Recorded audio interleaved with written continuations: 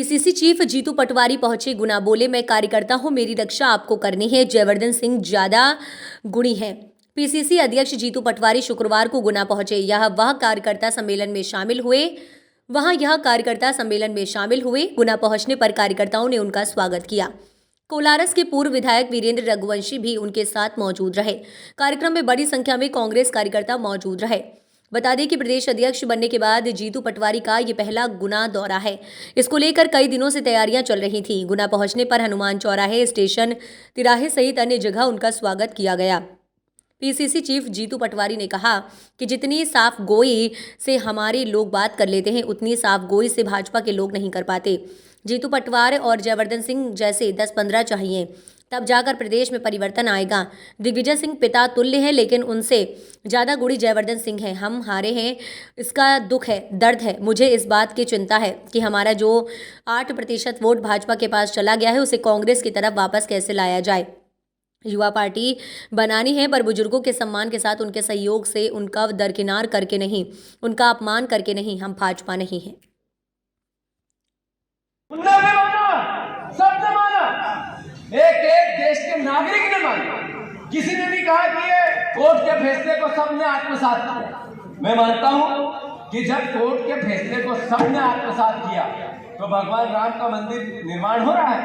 तो आज सरकार बीजेपी की सरकार है, तो नेचुरल है, स्वाभाविक है, वो क्रियाकलाप करेगी। ये इसके हम कोई बात या विरोध या पक्ष की बात नहीं। जहां तक वहां जाने का सवाल है, 5,00,000% हर राम को मानने वाले को जाना चाहिए। हम भी जाएंगे, सब जाएंगे, हमारे नेतृत्व भी जाएगा, कोई ने मना नहीं किया है। और जहां तक भगवान पर कब जाएंगे, जब मूर्ति की स्थापना हो जाएगी, प्राण प्रतिष्ठा डल जाएगी। ये आपके और मेरे ऊपर है कि हम कब जाएं।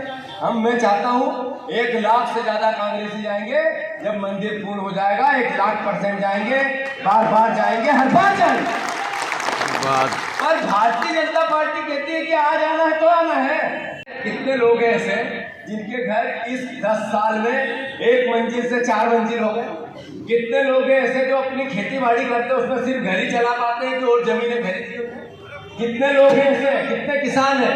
अरे खाद महंगा, बीज महंगा, लागत महंगी, किसानों की फसलों के दाम नीचे, तो ये लड़ाई विपक्ष में लड़े तो कौन लड़े?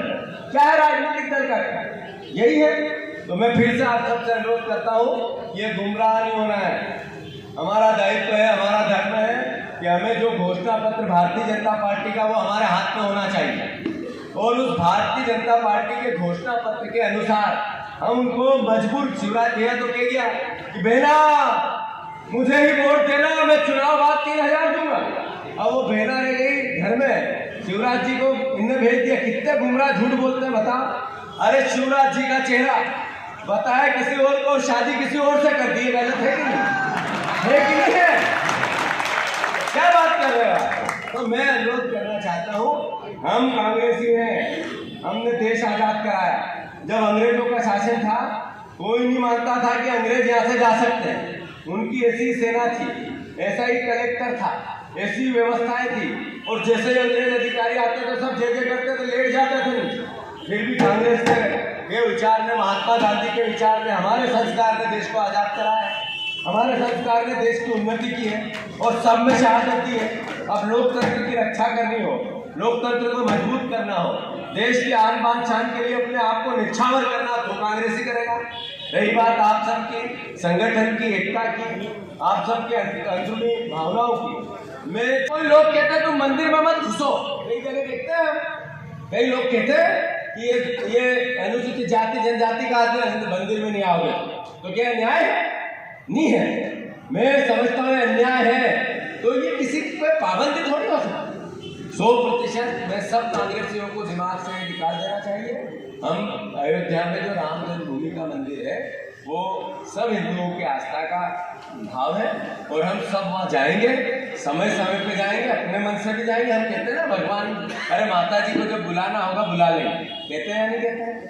अब बीजेपी, चूंकि मैंने शुरू में कहा, भ्रमित करने वाली पार्टी है, धूल झोंकने वाली पार्टी है।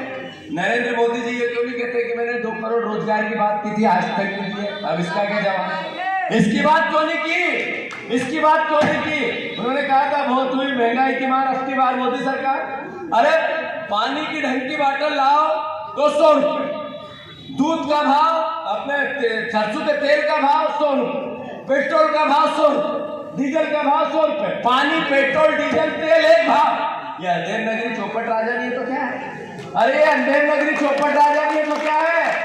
तो नरेंद्र मोदी, भारतीय जनता पार्टी गुमराह गया।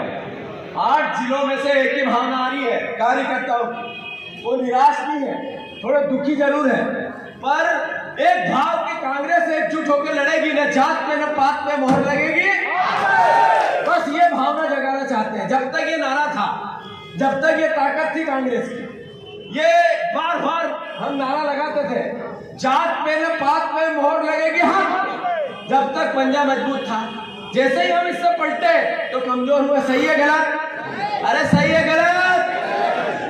तो मैं आप सबसे अनुरोध करना चाहता हूं, फिर लोकसभा में इसी भाव पे जाना है, और ये भी अनुरोध करना चाहता हूं बहुत विनम्रता से। मैं कार्यकर्ता की भावना को जानता हूं। मैं बूथ का अध्यक्ष रहा, मैं वार्ड का अध्यक्ष रहा, मैं ब्लॉक का अध्यक्ष रहा, मैं जिला कार्यकारिणी में रहा, मैं प्रदेश की कार्यकारिणी में रहा, मैं जिला प्रदेश युवक कांग्रेस का अध्यक्ष बना, और यहाँ ऐसे चुनाव में मैं जिला पंचायत भी लड़ लिया, विधानसभा में, वो भी भावना है मेरी। मैं अनुरोध सिर्फ इस पूरी बात से ये करना है, मैं आप जैसा, मेरे में और आप में कोई अंतर नहीं, मैं आपके दर्द को जानता हूँ। मैं कार्यकर्ता की वो भावना जिससे वो दुखी होता है, इस एहसास को जीता है, और उनका सम्मान रखना मेरी ड्यूटी भी है और दायित्व भी है। पर कोई परिवार का